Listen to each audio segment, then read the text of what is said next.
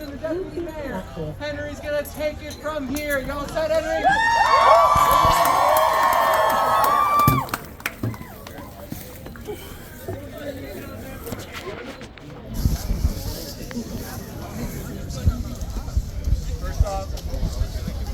First off, I want to thank everyone for being here. Really appreciate it, and the support is amazing.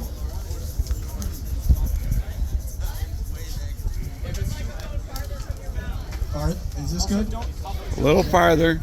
Are we good? All right. Thank you, everyone. So, my name is Henry Domps, and I am a senior at SUNY Fredonia. I want to personally thank everyone again. Thank you for being here. Thank you, thank you. This is all it goes. All right. This protest was organized by Students for Fredonia. I want to give a shout out to them. Thank you.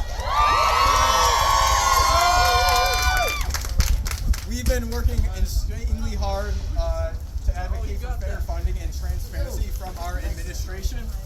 I'm going to do a short recap to fill anyone in on anything what's been happening around Fredonia. So on December 6th of last year, President Stephen Colson addressed the school in an announcement that was not actually announced to any students. However, students became aware and abruptly filled Roche Recital Hall.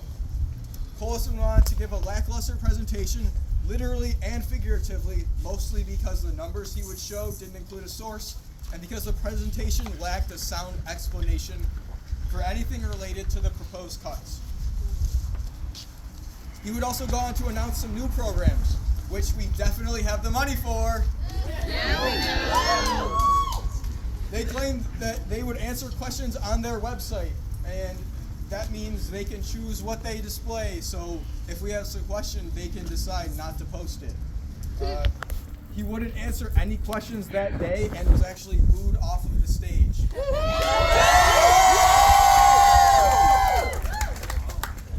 Later that night, Students for Fredonia was formed, and we planned to protest for the following day. Actually, that deserves.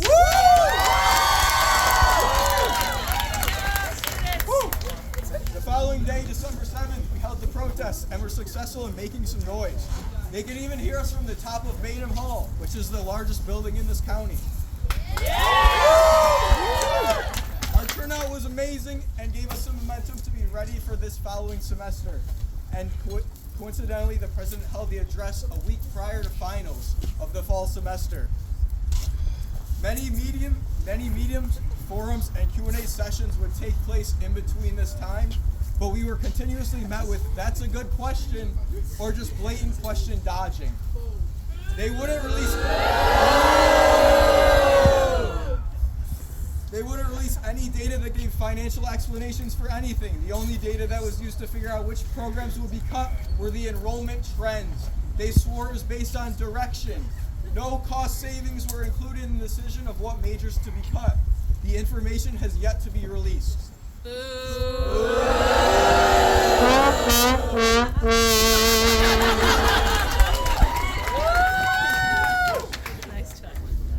So this year, on February 13th, we traveled to Albany in conjunction with UUP. Thank you to UUP.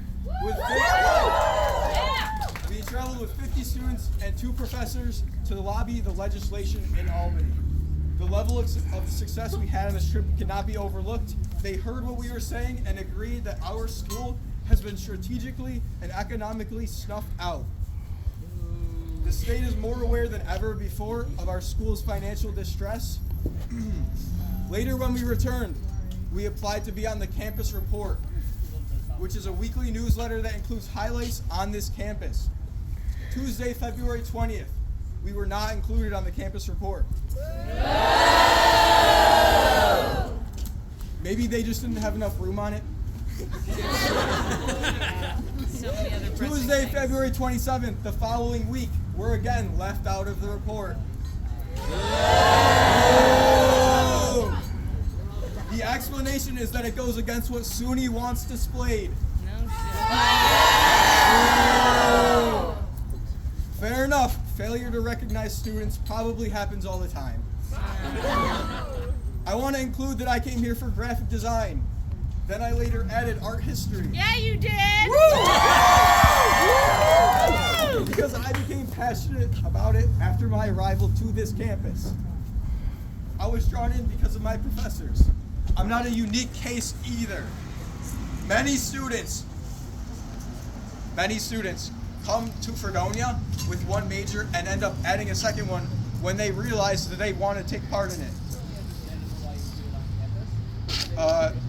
Or the students that take the one required class in art, they get hooked and inevitably want to embrace their creative side and join the arts department.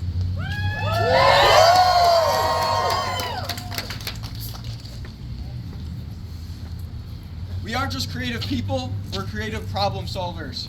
The school and these professors, not the administration, mold us into strong and knowledgeable individuals that become successful in programs that have aspects not found anywhere else.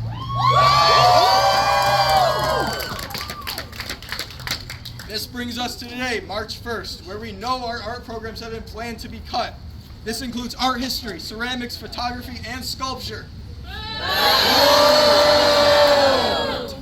We need to prove to SUNY these programs can't be cut. And to save our remaining programs, we need actual answers from the administration. No more dodgement of questions. We desperately need a ladder to get out of this hole. And as far as I know, the only room I can make a ladder in is the sculpture studio.